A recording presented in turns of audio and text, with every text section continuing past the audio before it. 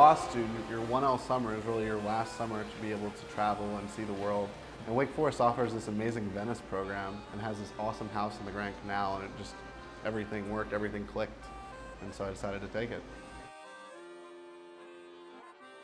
I chose the Wake Forest Study Abroad program in Venice because Campbell University is so small, it doesn't have its own study abroad programs, and it was something that I really wanted to do my 1L summer. And our student life director sent out an email saying that there were spots open in Wake Forest's various programs, and I saw that Venice was one of the locations and just knew that that was where I wanted to go for the summer.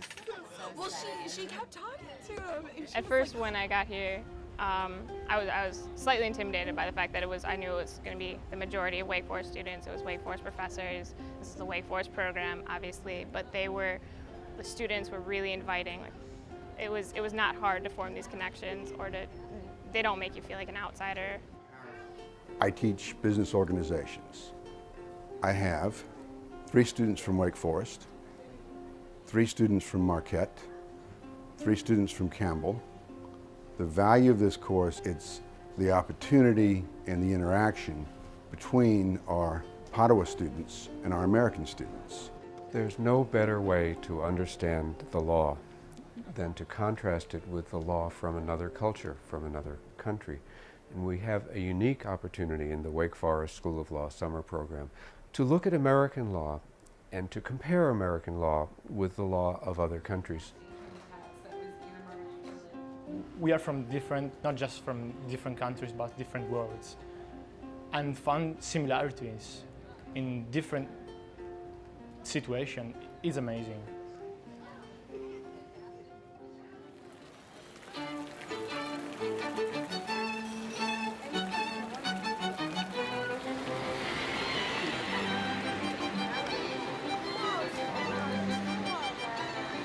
There's nothing more global these days than the practice of law. Anytime a student can focus some studies abroad, it helps their general legal education, and it also helps their profile with employers. So I think the Wake Forest Study Abroad program is unique compared to some other study abroad programs that I've heard about, because in the Venice and Vienna programs, we incorporate students who go to school in the area that we are teaching in. It's very interesting to compare the 2 legal systems because they're so completely different. And what also really interested me was, of course, being able to speak English with the American students. The students from Wake Forest are so amazing, and it's very interesting to share our experiences and to share our opinions on legal systems and how things are different in Europe and America. So rarely do you get to learn and interact for a long period of time in another country with another culture, with another group of people. I've been struck by how kind and gracious everyone is in this country. By having our students live around the First District, it enables them to really, again, enrich their month stay here. In the Vienna program, we do have to find our own housing, unlike the other 2 programs, but it's pretty easy. So this is my apartment in Vienna with Anthony and Brett. Our kitchen's in here. It's actually a lot bigger than I was expecting. It was so easy to just email and we would get a response almost immediately. I think it took us less than a week to find this place. I think this is going to help me out in that it is one of the things on the resume that stands out when so many people put the exact same thing and resumes start to look as though they were printed off a printing press. I think an employer will see this and they will want to talk about it and ask questions about it. I chose to do the study abroad program in London just because I thought it was just going to be a great opportunity, since the time commitment required of lawyers really probably wouldn't allow for a trip like this ever again. Plus, I just know the growing importance of understanding and approaching law from an international perspective, where our worlds, especially in the legal profession, is becoming more internationally interconnected each day.